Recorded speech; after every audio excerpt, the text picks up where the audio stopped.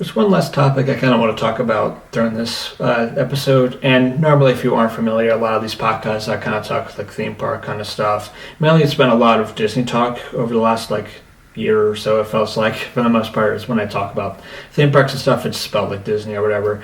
But this time I'm going to go a little bit different, and it's going to be kind of a start of a new mini-series sort of thing. Just for those who may not know who I am, just kind of get my kind of gauge of why I like some of these theme parks and everything. And I'm kind of going down memory lane sort of thing, and I'm starting off with Universal Studios Orlando, and specifically looking at Universal Studios, not looking at Islands of Adventure or anything like that. Specifically, just looking at Universal Studios as a whole. And for this, and the reason why it even gets this kind of topic kind of gets brought up is because recently parents got these videos or old home movies kind of digitized and everything, and they wanted them to kind of be easily shared and everything. So recently I've been putting together a bunch of the clips and everything that we have of those, and all the videos and all the trips and everything.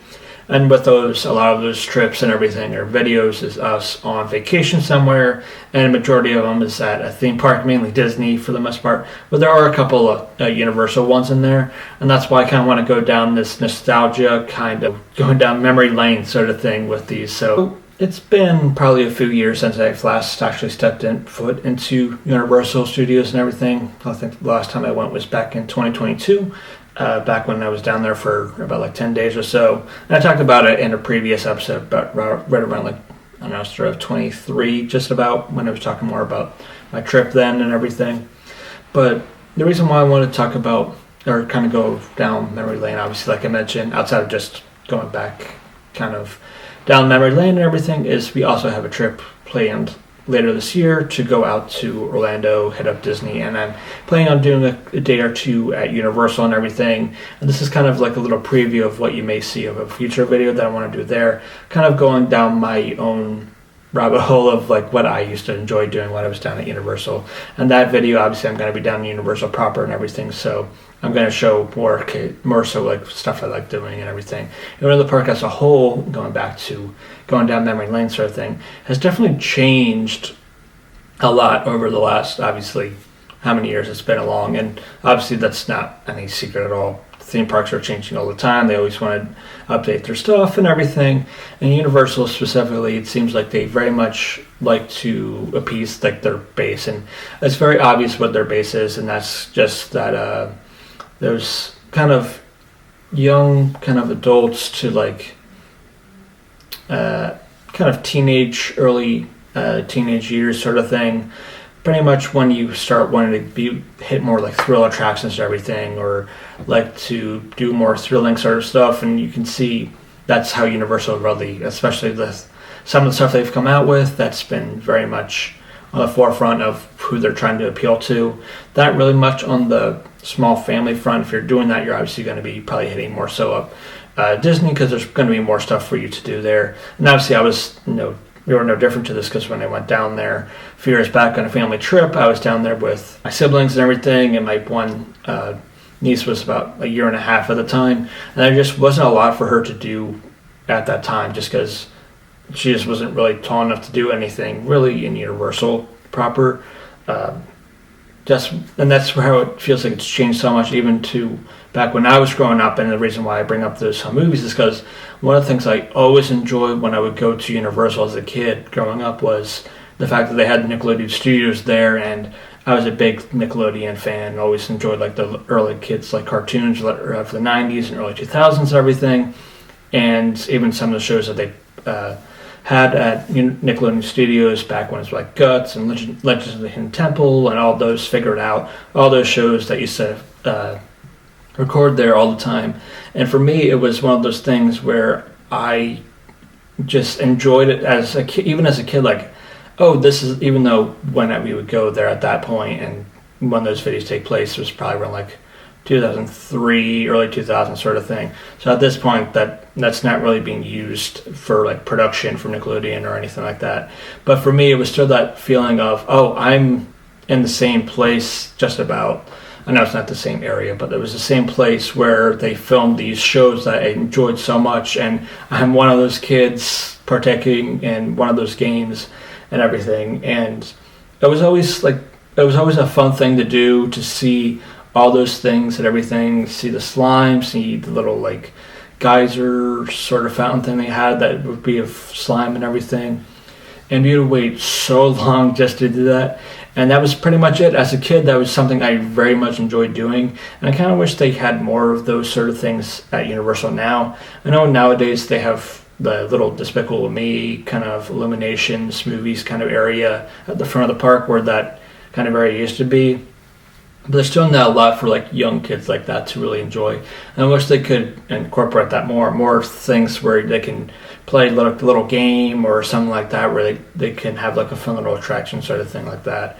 And that was one of those things that was, to me, one of the coolest things about Universal Studios. And once it changed the Blue Man Group, and obviously, and I can understand why and everything, I don't even think, I may have seen it once when it first opened, but I never saw it. And obviously now that studio pretty much stays abandoned except for when they have the Grinch show during Christmas time.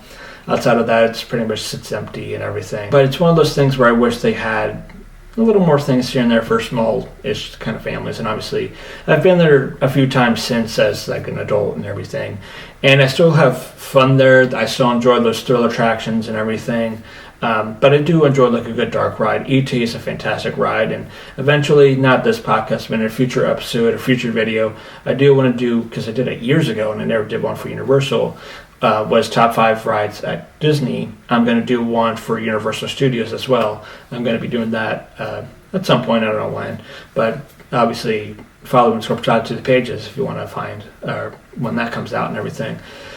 But yeah, that's pretty much it. Obviously the park has changed a lot, and not just that, obviously they have a lot of the events and everything that they have going on, whether it's Halloween Horror Nights or Mardi Gras and everything is always just seems like a big kind of party or something like that at Universal. So you see that their target audience to be like teenage, young adult sort of thing, and obviously I commend them for doing that, because obviously see where their target audience is, and like I mentioned at the beginning of this, obviously they're not going to tailor too much to family things. Obviously with Epic Universe now open, they have a little bit more of those areas for like smaller families to kind of enjoy, whether it's the Nintendo Super Mario area or How to Train Your Dragon. They also open up they do have the little kiddie area also back in the corner by E.T., which is now themed to DreamWorks and everything, and DreamWorks characters. I know they have like little Shrek and like water, like park, not like a water park, but like a splash pad. That's what I'm trying to think. That's the word I'm looking for. A little splash pad, kind of playground-y kind of area for like kids to kind of enjoy and everything. But that's really it in terms of like small family sort of things. Everything else you have to have some kind of height requirement for, or even like if you do see like the Despicable Me show at the beginning of a ride or attraction at the front of the park. It's one of those things that it's one of those 4K theaters that I'm just not the biggest fan of. I've never enjoyed it, even as a kid. I've never really enjoyed those theaters that move with you while you're in them. It just never was it just was never for me. But if you're in it, that's great. But yeah, just kind of, I know it's kind of a hodgepodge of things, but I just had this like little nostalgia for Universal Studios and everything, and I just miss those days of being able to go to like Universal Nickelodeon Studios and everything. And obviously as an adult, I probably wouldn't go towards it today really as much, just because obviously don't really have any kids or anything, so it's just kind of be weird. But it'd be just a nostalgia kind of factor and everything.